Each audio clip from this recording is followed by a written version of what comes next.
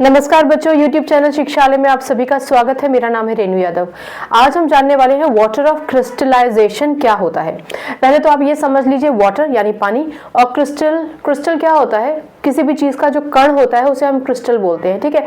जैसे कि अगर आप नमक को अपने हाथ में उठाते हैं तो आपको उसके कण महसूस होते हैं, तो यानी नमक का एक क्रिस्टल आप छूकर महसूस कर सकते हैं। आई होप इतना क्लियर है।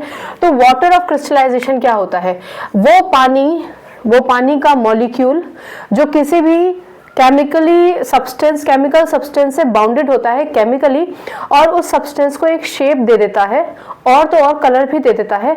ऐसे वाटर मॉलिक्यूल को हम वाटर ऑफ क्रिस्टलाइजेशन कहते हैं। दोबारा सुनिए, वो वाटर ऑफ मॉलिक्यूल जो किसी भी कंपाउंड से केमिकली बाउंड रहता है और उस दूसरे कंपाउंड को कलर भी देता है और शेप भी देता है, एक क्रिस्टल में उसको शेप भी देता है, उसको हम कहते हैं वाटर ऑफ क्रिस्टलाइजेशन। आसान भाषा में समझते हैं।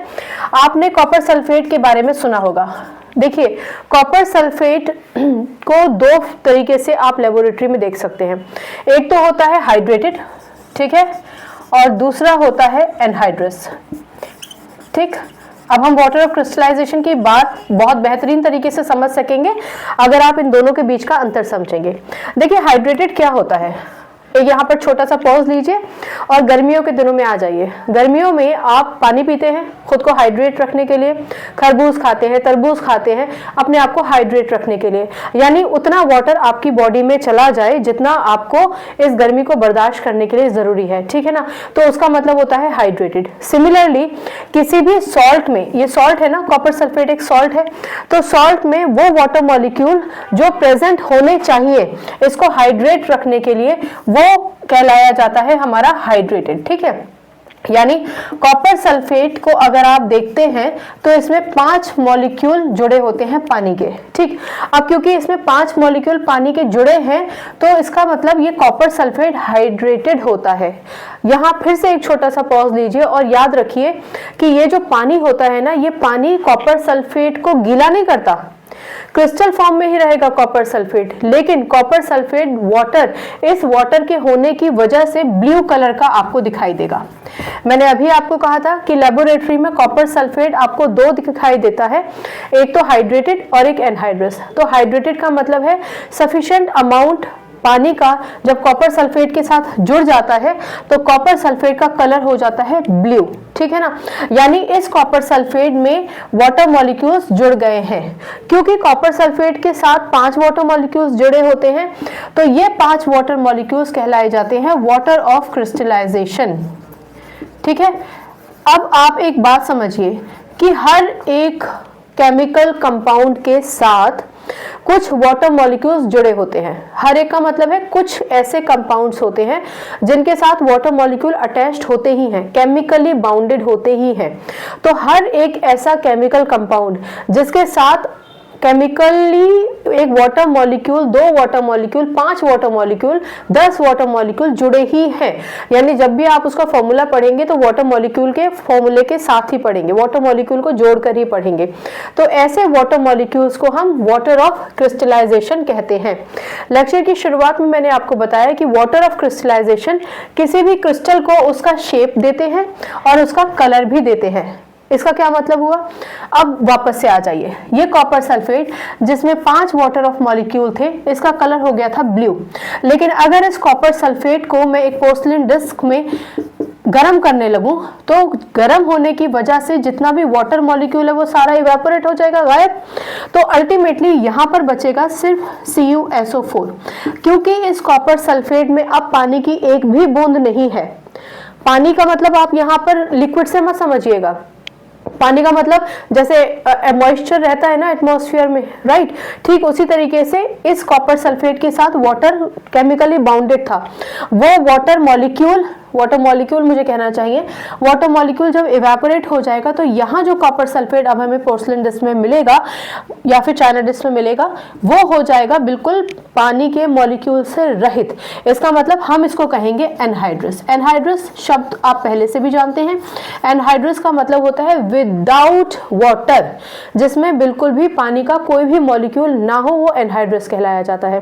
अब यहाँ से आपने एक और बात सीखी। आपने सीखा कि अगर कॉपर सल्फेट में वाटर ऑफ क्रिस्टलाइजेशन होता है तो उसकी वजह से कॉपर सल्फेट को एक कलर मिलता है ब्लू, लेकिन और ब्लू कलर मिलता है, और ऐसा कॉपर सल्फेट जिसमें वाटर मॉलिक्यूल जुड़ा है वो कहलाया जाएगा हाइड्रेटेड। लेकिन अगर उसी हाइड्रेटेड कॉपर सल्फेट, अब कॉपर सल्फेट क्या है? कॉपर सल्फेट है सॉल्ट, यानी हाइड्रेटेड सॉल्ट को अगर आप हीट कर देते हैं तो जितना भी वाटर मॉलिक्यूल है वो सारा एवेपोरेट हो जाएगा और सूखा सॉल्ट, एकदम ड्राई सॉल्ट आपको मिल जाएगा। क्योंकि ये पूरी तरीके से ड्राई है इसलिए आप इसको एनहाइड्रस कहेंगे, और क्योंकि इस एनहाइड्रस सॉल्ट में अब वाटर नहीं है तो इसलिए इसका जो कलर हो जाएगा वो होगा वाइट। यानी कॉपर सल्फेट अगर ब्लू कलर का दिखाई देता है तो यानी वो है हाइड्रेटेड कॉपर सल्फेट, या हाइड्रेटेड सॉल्ट भी आप उसको कह सकते हैं, या आप उसमें कह सकते हैं कि इस कॉपर में वाटर ऑफ क्रिस्टलाइजेशन है। लेकिन अगर ये सॉल्ट पर्टिकुलरली कॉपर सल्फेट आपको बिल्कुल व्हाइट कलर में दिखाई दे तो आप कहेंगे कि ये एनहाइड्रस कॉपर सल्फेट है। यानी एनहाइड्रस कॉपर सल्फेट हाइड्रेटेड नहीं होता और इसमें कोई भी वाटर मॉलिक्यूल अटैच्ड नहीं है। ठीक है, चलिए अब एक बार इसको रिव्यू करते हैं कि हमने पढ़ा क्या। हमने पढ़ा कि कॉपर सल्फेट, हमने पढ़ा कि वाटर ऑफ क्रिस्टलाइजेशन का मतलब होता है कि किसी भी सॉल्ट में अगर पानी के कुछ मॉलिक्यूल्स केमिकली बाउंडेड होते हैं तो उसको हम कहते हैं वाटर ऑफ क्रिस्टलाइजेशन। क्रिस्टलाइजेशन इसलिए क्योंकि उस पानी के जुड़ने की वजह से एक सॉल्ट को एक पर्टिकुलर शेप मिलता है, एक क्रिस्टल फॉर्मेशन मिलता है, और शेप के साथ साथ उसको कलर भी मिलता है। एक छोटा एग्जांपल मैं और लेना चाहूंगी, ferrous sulphate. Ferrous sulphate basically white colour का होता है। कब होता है व्हाइट कलर का? जब इसमें कोई भी पानी नहीं होता। यानी फेरस सल्फेट जब अपने एनहाइड्रस फॉर्म में होता है तो इसमें कोई कलर नहीं होता है, ये व्हाइट कलर का होता है। लेकिन फेरस सल्फेट में वाटर ऑफ क्रिस्टलाइजेशन की जो टोटल मात्रा है वो है 7, यानी 7H2O। तो ऐसा फेरस सल्फेट या फिर ऐसा सॉल्ट आयरन का जिसमें 7 मॉलिक्यूल वाटर के हैं, तो पहली बात तो ये 7 मॉलिक्यूल्स ऑफ वाटर कहलाए जाएंगे वाटर ऑफ क्रिस्टलाइजेशन। ठीक है, वाटर ऑफ क्रिस्टलाइजेशन। और इस वाटर ऑफ क्रिस्टलाइजेशन की वजह से फेरस सल्फेट को जो कलर मिलेगा वो होगा ग्रीन। क्लियर हो गया? जब कभी भी आप फेरस सल्फेट को ग्रीन कलर का देखें तो आप समझ जाइए कि ये फेरस सल्फेट या फिर ये आयरन का सॉल्ट हाइड्रेटेड है या फिर इसमें वाटर ऑफ क्रिस्टलाइजेशन जुड़े हुए हैं। एक छोटी सी बात और समझिए, क्योंकि फेरस सल्फेट में 7 मॉलिक्यूल्स ऑफ वाटर है तो आप इसको फेरस सल्फेट हेप्टाहाइड्रेट के नाम से भी बुला सकते हैं। Ferrous sulphate heptahydrate.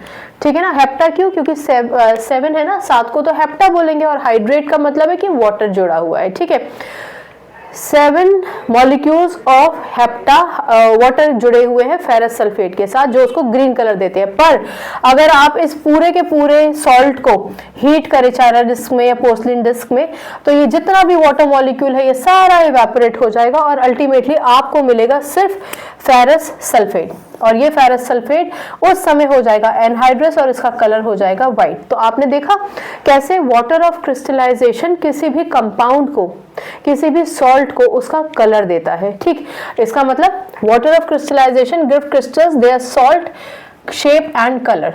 ठीक, वाटर ऑफ क्रिस्टलाइजेशन पार्ट होता है क्रिस्टल स्ट्रक्चर का। यानी अगर आप फेरस सल्फेट कहीं पढ़ते हैं तो उसमें निहित है, ये मिला हुआ है, जुड़ा हुआ है वाटर ऑफ क्रिस्टलाइजेशन।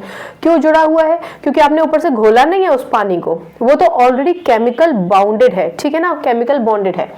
फिर water of crystallization is not free water, it does not wet the salt. जैसा कि मैंने आपको बताया कि ऐसा नहीं है कि इसकी वजह से सॉल्ट में कोई नमी आ जाती है, नहीं, ये तो उस क्रिस्टल का एक हिस्सा है। वाटर ऑफ क्रिस्टलाइजेशन क्रिस्टल का एक हिस्सा होता है, ये क्रिस्टल को गीला नहीं करता है, एक्वस नहीं होता। आप एक्वस तो समझते ही है ना, एक्वस नहीं होता है। चलिए, इतना समझ में आया। अब 2-4 बातें मैं और चाहूंगी कि आप समझ लें हाथ के हाथ, और फिर हम इस टॉपिक से हम समझ चुके होंगे इस टॉपिक को, फिर हम एक बेहतरीन टॉपिक पीओपी समझ पाएंगे और बेहतर तरीके से। ठीक है, चलिए, वाटर ऑफ क्रिस्टलाइजेशन समझ में आ गया, एनहाइड्रस समझ में आ गया, हाइड्रेटेड समझ में आ गया। तो अब आप ये समझिए कि एक शब्द आप पढ़ेंगे विट्रियोल, ठीक है ना। विट्रियल उसका करेक्ट प्रोनाउंसिएशन है, देखिए CuSO4 में 5 मॉलिक्यूल H2O के होते हैं। अब आप समझ गए हैं, ये 5 मॉलिक्यूल वाटर ऑफ क्रिस्टलाइजेशन है, ठीक है ना। तो एक फॉर्मूला यूनिट CuSO4 एक फॉर्मूला यूनिट है, उस फॉर्मूला यूनिट का हिस्सा है ये 5H2O। अगर आप इसको ब्लू कलर में देखते हैं तो आप समझ जाइए ये हाइड्रेटेड है। इसका नाम कॉपर सल्फेट है जनरली, अदरवाइज आप इसको कॉपर सल्फेट, ये 5 है ना, तो पेंटाहाइड्रेट भी कह सकते हैं, पेंटाहाइड्रेट। ठीक, चलिए, आप ऑलरेडी अभी पढ़कर आए हैं कि फेरस सल्फेट, ये जो सॉल्ट होता है इसमें वाटर ऑफ क्रिस्टलाइजेशन होते हैं 7 मॉलिक्यूल होते हैं इसमें। इसका कलर होता है ग्रीन, ठीक, और इसको आप बोलते हैं ferrous sulphate heptahydrate.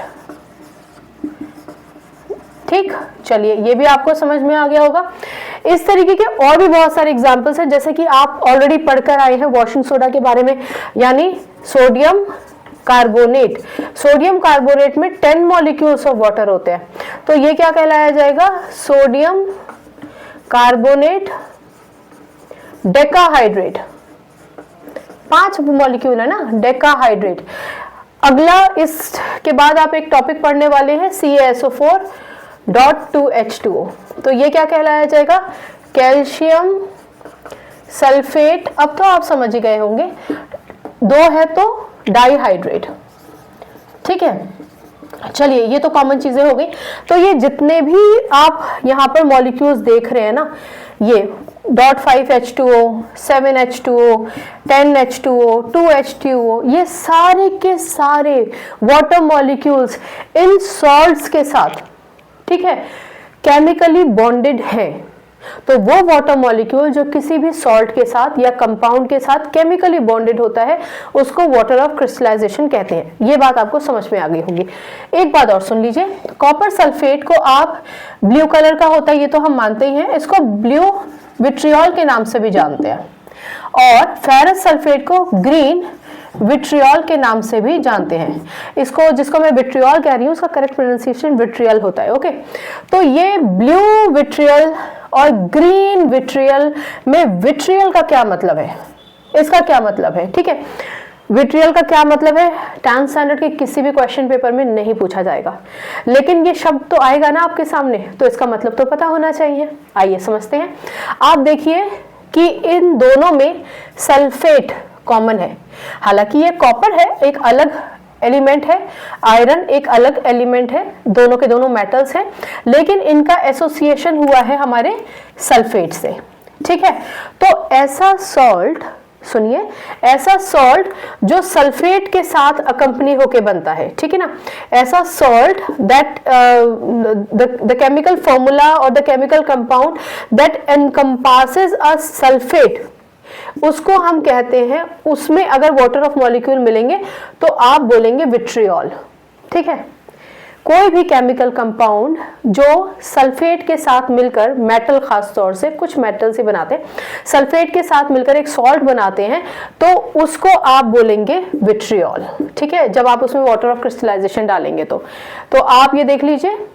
Okay, fine, I hope इतना आपको समझ में आ गया होगा। देख लीजिए इसको एक बार। ओके, चलिए, तो ये मुझे आपको बताना था। The class of elements that encompasses sulfate to form salt is known as vitriol।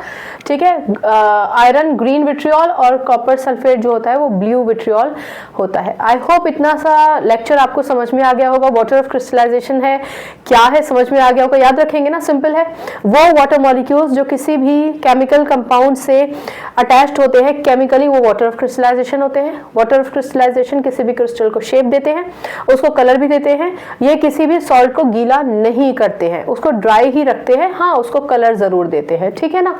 Vitriol का मतलब क्या होता है आपको समझ में आ गया होगा। कॉपर सल्फेट के लिए ब्लू विट्रियोल कलर का इस्तेमाल किया गया है आपकी बुक में, तो अब आप कंफ्यूज नहीं होंगे। एक छोटा सा लेक्चर था, ठीक है, वाटर ऑफ क्रिस्टलाइजेशन के बारे में। आई होप आपको समझ में आया होगा। अगर कोई डाउट है तो प्लीज जरूर पूछिए। मिलते हैं अगले लेक्चर में थोड़ी देर बाद। केमिस्ट्री से अपनी केमिस्ट्री अच्छी बनाइए, शिक्षा ले आइए, अपना ख्याल रखिए, खुश रहिए। जो बनना चाहते हैं सोचिए, ईश्वर जरूर बनाएगा। अच्छा सोचिए, ऊंचा सोचिए। नमस्कार।